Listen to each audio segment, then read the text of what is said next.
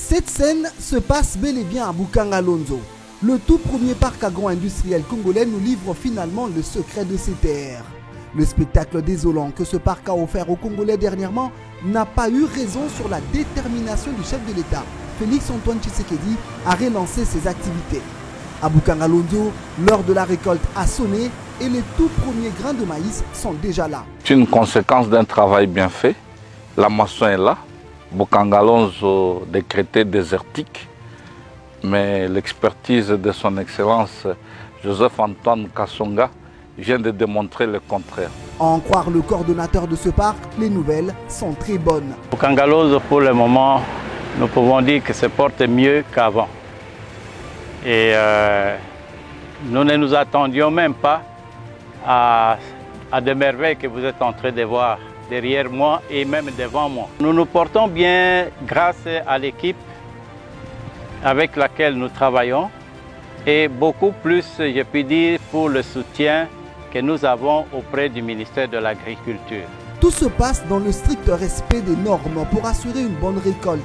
D'abord, le maïs doit passer par le test d'humidité.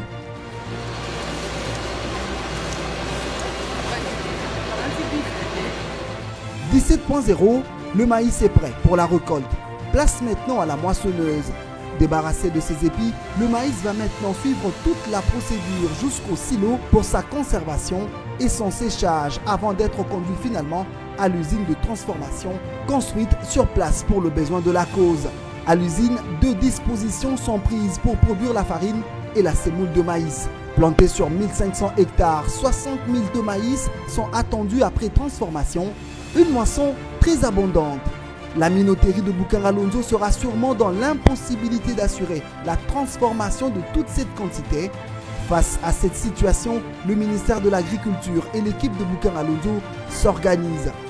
Nous avons une minoterie moyenne qui ne va même pas supporter donc, notre capacité de stockage. Nous allons utiliser l'usine qui est sur place et le reste de maïs vont être traités sur place à Kinshasa au niveau de la minoterie de Bouamanda. Rien n'a pourtant été facile. Boukangalonzo se reconstruit sur ses propres ruines.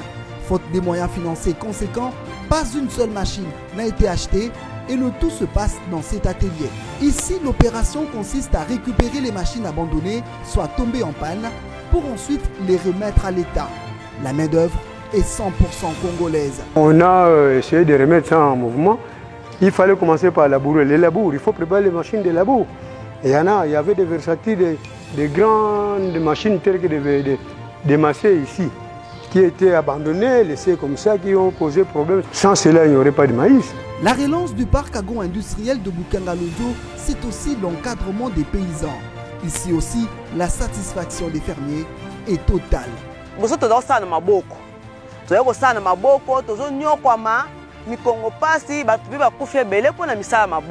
Mais banda pa ke ye awa ndenge ba komi soki to na posa tracteur to ye to leli awa bazo soutenir biso alors to na esengo makasi betkela mfunu papa ya salakisa le moshi ambote.